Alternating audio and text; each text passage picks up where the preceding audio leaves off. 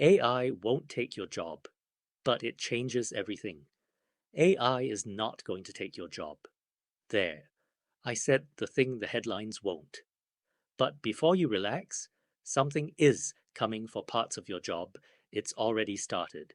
And the people who understand exactly which parts are going to spend the next decade winning. Let's get precise, because precision is the antidote to panic. Jobs versus tasks. The entire AI and jobs debate is broken by one sloppy word: job. A job isn't a single thing, it's a bundle of 20 or 30 tasks wearing a single title. The accountant reconciles ledgers, yes, but also calms panicking clients, spots the weird transaction that smells wrong, translates tax law into human, and decides what advice this specific business needs to hear. AI doesn't attack job titles, it attacks individual tasks, and it's wildly uneven about which ones. Drafting, summarizing, formatting, first pass analysis, routine correspondence, collapsing fast, judgment, accountability, relationships, taste, physical presence, and the responsibility of being the human who signs off, barely touched, and in some cases becoming more valuable. So the honest question was never, will AI take my job? It's, what fraction of my task bundle just got automated, and what am I doing with the hours that freeze? That question has an actionable answer. Panic doesn't. The bundle audit. Here's how to answer it concretely this week. List every task you actually perform, not the job description, the real Tuesday list. Sort each into 3 buckets. Bucket A, production tasks. Anything where the output is text, numbers, images, or plans that follow a pattern. Be honest, this bucket is bigger than your ego wants it to be. Bucket B, judgment tasks, decisions with consequences, quality calls, prioritization, anything where being wrong costs money and someone has to own it. Bucket C, human tasks, trust building, difficult conversations, teaching, negotiation, the moments where a person needs a person. Bucket A is where AI lands. And here's the reframe that changes careers. Bucket A was never the valuable part of your job. It was just the visible, countable, time-consuming part. Buckets B and C were always why you were really paid. AI is about to make that brutally explicit. The two futures. From here, two futures diverge, and they're both already visible in every industry. Future 1, the person who defends Bucket A, who insists on producing by hand what machines produce in seconds, whose professional identity is welded to the tasks that are collapsing. This person isn't replaced by AI. They're outcompeted by colleagues who stopped defending and started directing.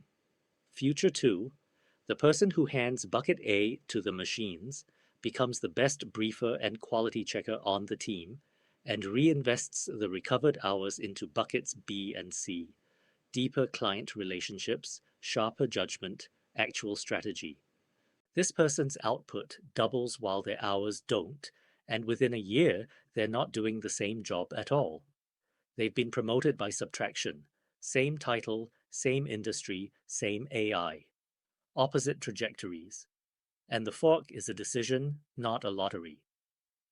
The 3 durable investments. So, what do you actually build? 3 investments, all AI proof by construction. First, judgment. The ability to look at 10 plausible outputs and know which one is right for this client, this moment, this risk. Judgment grows from reps and feedback, and machines generating more options makes the person who can choose between them more valuable, not less. Second, trust. The relationships and reputation that make people want to work with you specifically. Trust cannot be generated, scaled, or faked. In a world of infinite competent output, I know this person and they've never let me down becomes the scarcest asset in the economy. Third, fluency, the directing skill itself. Briefing, reviewing, correcting, chaining tasks. Fluency is learnable in months. It multiplies both other investments, and right now, for a brief window, it's rare enough that possessing it visibly sets you apart. That window is the opportunity hiding inside all the headline fear. The honest timeline. Let me close honestly, because false comfort helps nobody. Some roles really are mostly bucket A, and those bundles will shrink dramatically: data entry, routine document production, template-driven anything.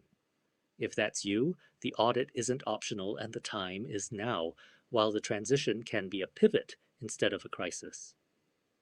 For everyone else, the timeline is more forgiving than the headlines, but less forgiving than complacency. A couple of years where fluency is a bonus, then it quietly becomes the baseline, like spreadsheets, like email. The people hired in the 2030 won't list AI skills on their CV, any more than you list can use the internet. You can't stop the reshuffling of the bundles. You can absolutely choose which side of the reshuffle you're standing on. Audit your Tuesday. Start directing. The job that emerges will be more human than the one you have now. That's the part the panic headlines always miss. The bucket audit, 1 year later. Let me tell you what happens to the people who actually run the bucket audit, because I've now watched dozens do it. The first surprise is emotional. Seeing your bucket A written down, often 60 or 70% of the task list, triggers a strange grief. That's normal. You're looking at years of professional identity filed under automatable, and the mind resists. Give it a week. The grief converts to something more useful: urgency about buckets B and C, which were always the real career anyway. The second surprise is how fast the reallocation compounds. The operations manager who moved 4 production hours a day to briefing and review didn't just keep her job. Within 2 quarters, she was the person her department routed AI questions through, which made her the person leadership consulted on the reorganization, which made her the person who designed the new roles. Fluency, visibly held, converts to influence at a speed that catches everyone off guard, because organizations are starving for people who've made peace with the transition. And the third surprise is the one I most want you to hear. The human bucket grows to fill the space. Every hour reclaimed from production gets absorbed by work that was always underserved. The client who needed a longer conversation, the junior who needed real teaching, the decision that deserved actual thought instead of a rushed call between drafting sessions. The 8-hour day didn't shrink for these people. It got reweighted to what the parts machines made room for. That's the honest promise of the audit. Not less work, better composition.